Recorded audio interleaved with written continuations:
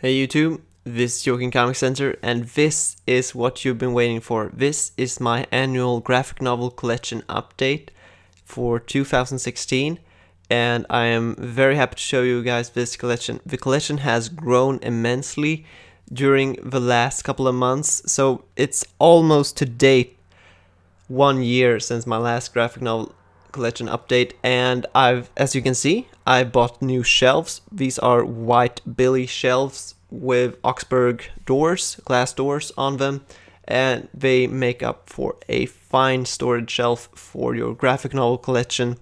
So this is what we've been waiting for. Let's get into the collection. So starting off, we have the 6-gun deluxe editions published by Oni-press, and these are huge books. These are bigger than the DC Absolute, as you can see by comparison there. Followed by the Dark Horse Avatar: The Last Airbender art books from the animated series, and then we have, of course, the Avatar: The Last Airbender own comic book series collected in library-size form. Followed by the Graphic Ink books published by DC, featuring artwork from Frank Whiteley and Ivan Reyes. Very much looking forward for future editions of those. Then on my Absolute side of the collection, we have Absolute Hush, which must be one of my favorites by now, and followed by Jeff Loeb's Superman and Batman Volume 1 and 2. Then Grant Morrison run the Batman and Robin and the Batman Incorporated. Then Scott Snyder's Court of Owls, Absolute Final Crisis, and Kevin Smith's Green Arrow. Followed again by, not read yet, All-Star Superman by Grant Morrison and Brian Azzarello's Superman for Tomorrow. Then from Dark Horse again, we have the massive book, which has a right for its name, and Icons with Jim Lee, Black Science, Jewel Art, and the DC Batman Noir books. So on our first shelf, we have the New Avengers Omnibus, followed by 3 of the deluxe size editions. I'm hoping to get Volume 4 someday. Then we have the Marvel Original Graphic Novel line, The Endless Wartime, and Rage of Ultron. Then we come to my Iron Man stuff, and that is the Iron Man Extremis and the Matt Fraction, The Invincible Iron Man run. Followed by Brian K. Vaughan's Runaways, volumes 1 to 3 in the deluxe size edition. And this is a really good comic, but it doesn't feel like it's even featured in the Marvel Universe. It could be its own thing. Then we have, of course, the Ultimate line with Ultimate Avengers, the Doomsday Event, Divided We Fall, and Cataclysm, followed by the Ultimate Fantastic Four deluxe editions. And then, of course, the Ultimate Spider-Man line, with the omnibus for the first 3 volumes, then followed by all the deluxe size editions. Then it goes into the Death of the Ultimate Spider-Man, then featuring, of course, the Miles Morales stories. Then we have some knickknacks. We have some Spider-Man Reign, which is its own thing, its own original graphic novel, much in the sense of the Dark Knight Returns. Then the Spider-Man Blue storyline, a Gwen Stacy featured story. And then the Marvel Original Graphic Novel line again with the Family Business storyline, which is an excellent one at that. So then we go into my Amazing Spider-Man books, and I'm trying to keep as chronological in order as possible, and of course starting off with the 2 main omnibus line, the Stan Lee Ditko Volume 1 and the Stan Lee John Romita Volume 2, followed by a premiere edition of the Death of the Stacys, followed by the paperback, the complete original Clone Saga. Then another hardcover premiere edition, the Return of the Burglar, followed by the Spider-Man Omnibus with Roger Stern, the complete Alien Costume Saga Part 1 and 2, the Kraven's Last Hunt, and the Amazing Spider-Man Omnibus with Todd McFarlane, and then more epic collections, and then starting off the J. Michael Straczynski run. Going on into the next row, we have Spider-Man, Spider-Man the Other, Evolve or Die, Civil War, and the Spider-Man Back in Black run. Then starts off the Spidey Brain Trust run, which is basically everything from Brand New Day all the way up till Big Time, where Dan Slott took over the title for the remainder of the time, all the way up till today. And then some of my favorite story arcs from this line is one is the New Ways to Die, where we get to see the origin story for Anti-Venom, which is kind of a good hero version of Venom. Another good story arc was the election day, where they were gonna choose a new mayor for New York.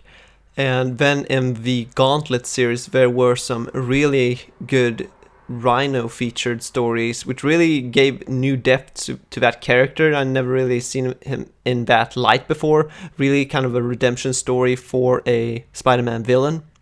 Spider Island with its companion, and then going into Superior Spider-Man, followed by the Spider-Verse book. On the next shelf we have the Marvel Omnibus, The Superior Foes of Spider-Man, and the 2 hardcovers that has been released for Volume 3 of Spider-Man, followed by 2 smaller paperback books of Spider-Man Noir, which is a brilliant story at that for a Elseworlds Spider-Man. Then of course the new essential omnibus that everyone has in their collection now, the Frank Miller Daredevil Omnibus and the Daredevil Companion. Followed by the Mark Waid run in the deluxe hardcover size editions volume 1 to 5. I'm hearing there's a new omnibus coming out for that run, so I might upgrade to that. Then we have the Brian Michael Bendis End of Days and the Elektra by Frank Miller again. Civil War paperback, followed by Wolverine Origins, and then we go into the Miller books, which is the Kick-Ass series, and then we jump into Image. So starting off, we have 5 Omni-War editions of Shoe, then followed by one of the best drama series that I've ever read, and that is The Invincible Ultimate Collection Editions, volumes 1 to 10. Keeping up strong with the Image series, we have the Image Shadowline series Morning Glories, volumes 1, 2, and 3, Revival Deluxe Editions, volumes 1, 2, and 3, and then followed by the Aphrodite 9, the complete series, co-published by Top Cow, Matt Fradson's Big Hard Sex Criminals, East of West by Jonathan Hickman, 5 Ghosts, Happy by Grant Morrison, Greg Rucka's Lazarus, Jonathan Hickman's Manhattan's Project, Nailbiter, Nameless by Grant Morrison, Peter Panzerfaust, Rat Queens, Brian K. Vaughan's Saga, Wayward, The Wicked and the Divine,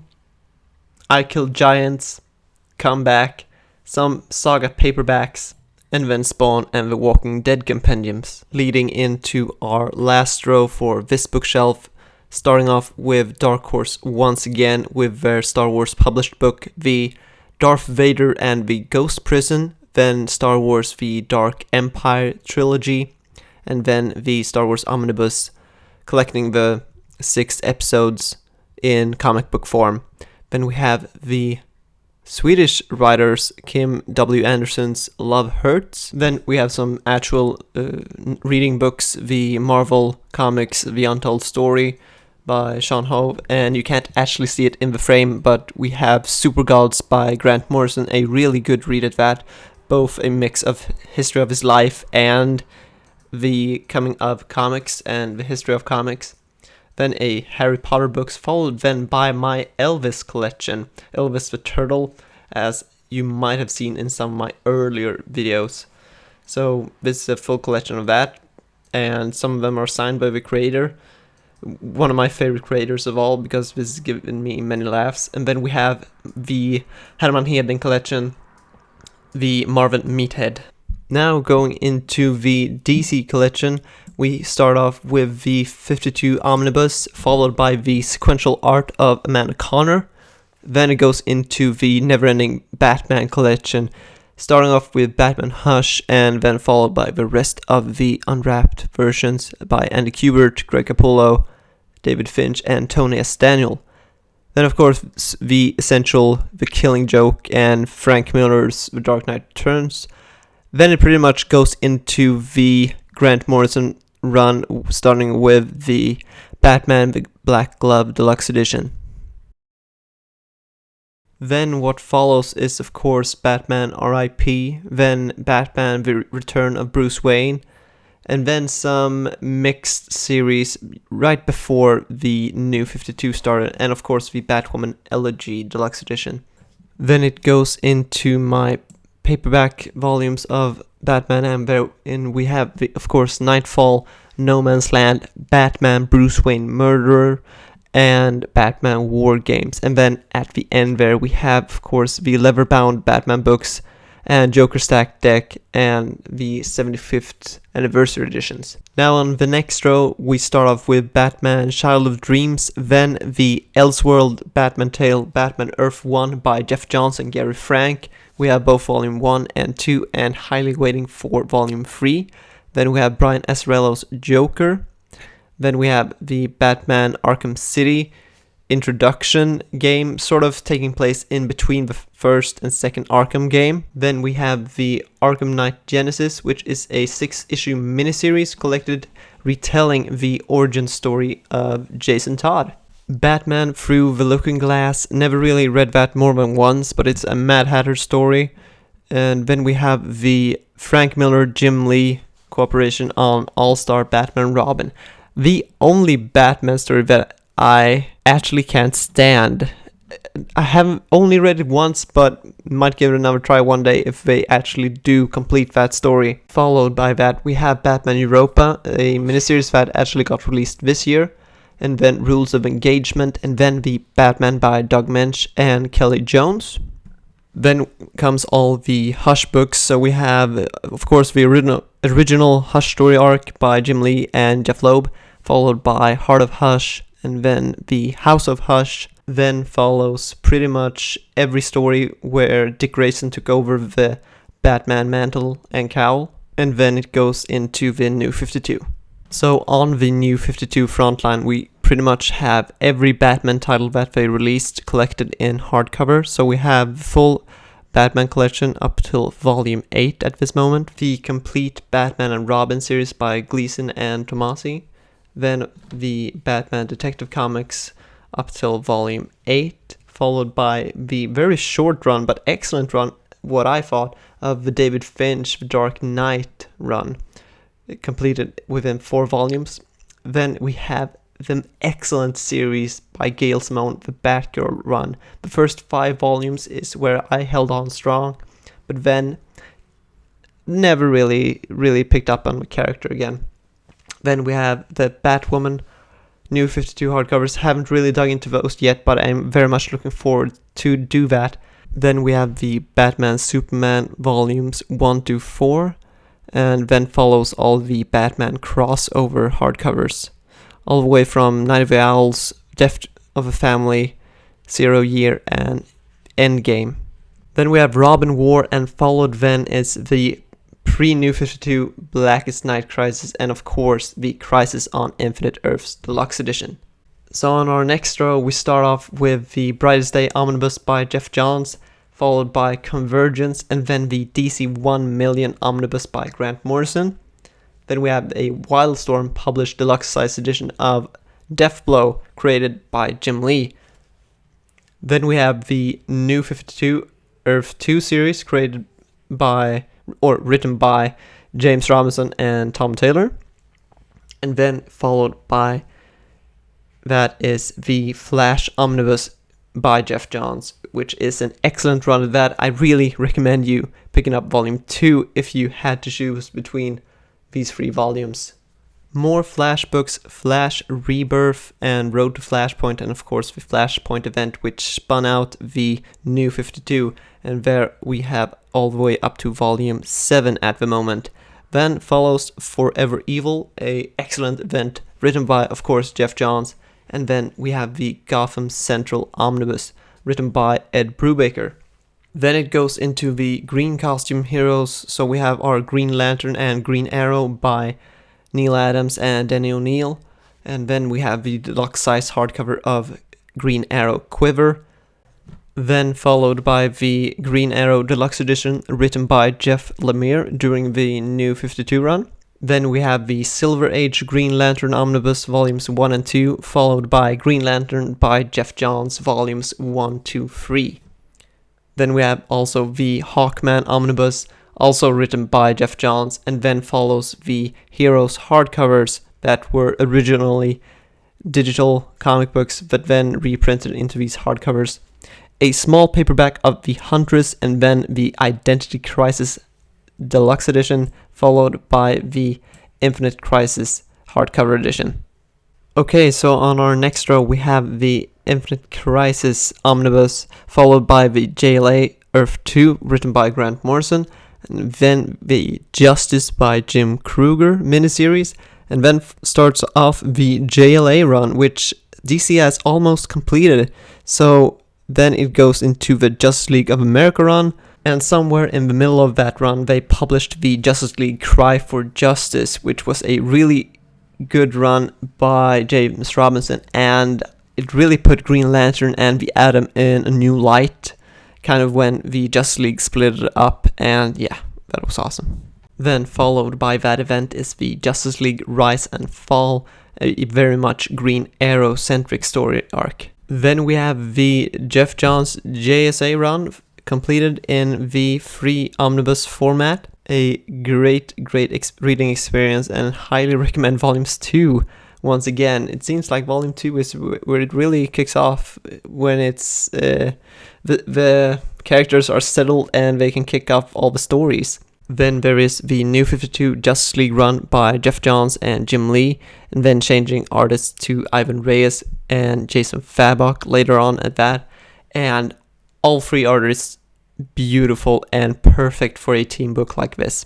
Then we have the new 20th anniversary edition of Kingdom Come by Alex Ross and Mark Waid, followed by the Multiversity Deluxe Edition written by Grant Morrison. The New Frontier Deluxe Edition by Darwin Cook, and the Seven Soldiers by Grant Morrison. Then we have my Superman books, which is Earth 1, The Death and Return of Superman, Action Comics, and Superman Unchained. Superman and Wonder Woman Volume 1, and then we start off with the Teen Titans run. So we had the Earth 1 book, and then we have Teen Titans Omnibus by Jeff Johns, Watchmen by Alan Moore, and then we start off Wonder Woman. So we have Grant Morrison's Wonder Woman Earth 1, J. Michael Straczynski's Wonder Woman The Odyssey Volumes 1 and 2, the Brian Azzarello run Volumes 1 up to Volume 6, and then takes over the David Finch and Meredith Finch, Assassin's Creed Deluxe Edition, and then the High School of the Dead Omnibus Volumes 1 and 2 in full color. Now we are on our Vertigo part of this bookshelf, and starting off we have the Brian Azzarello and Eduardo Risso 100 Bullets series collected in the deluxe-sized hardcover edition, followed by The Animal Man by Grant Morrison, Books of Magic by Neil Gaiman, Dark Knight by Paul Dini, Day Tripper. Then we have Brian Wood's phenomenal series DMZ, volumes 1 to 5. The Girl with the Dragon Tattoo series, followed by Invisibles by Grant Morrison, the complete deluxe series.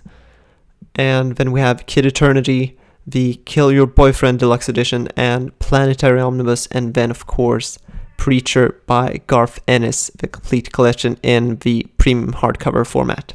So on our final row, we start off with Neil Gaiman's Sandman Omnibus Volumes 1 and 2. Then we have the Jason Aaron's Deluxe Editions of Scalped Volumes 1, 2, and 3. The Sleeper Omnibus written by Ed Brubaker. Suiciders created by Brian Azzarello. Sweet Tooth by Jeff Lemire. And last but not least, we have V for Vendetta by Alan Moore. And on the final section of the bookshelf, we have Why the Last Man by Brian K. Vaughan. And then we go into our IDW books, which is the one and only series Lock and Key by Gabriel Rodriguez and Joe Hill. Then from Apart Förlag, we have Elena, which is created by Kim W. Anderson, a Swedish creator, which I highly recommend you picking up this book once Dark Horse releases it. Then we have the Wizard Entertainment's spotlight on Jim Lee and Mark Silvestri Millennium Editions, featuring both artists' artwork during their time in all the different companies and how they've grown in experience and drawing styles. And then we check on to the last books, which is the oni-press books, The Bunker, Volumes 1, 2, and 3, and Letter 44, 1, 2, and 3. And then there on the side there you can see my blue line action figure of Batman. It's really concealed in the box right now, so you can't really see it. And then there's to the right is a Batman Funko Pop fabrication figure. So guys, that has been my graphic novel collection for August 2016. I hope you liked it and I hope you enjoyed. So as you might know, there's a lot of haul videos behind this collection of mine, and for that I've linked some of my In-Stock Trades haul videos here on the side, and I would like you to check them out. And to make sure to never miss a future video, you should definitely subscribe. So thank you for everyone that's been watching, whether you're a old or new viewer. You are all welcome, and thank you for all the likes and comments, and I hope to see you all around in another video. Thank you. Bye bye.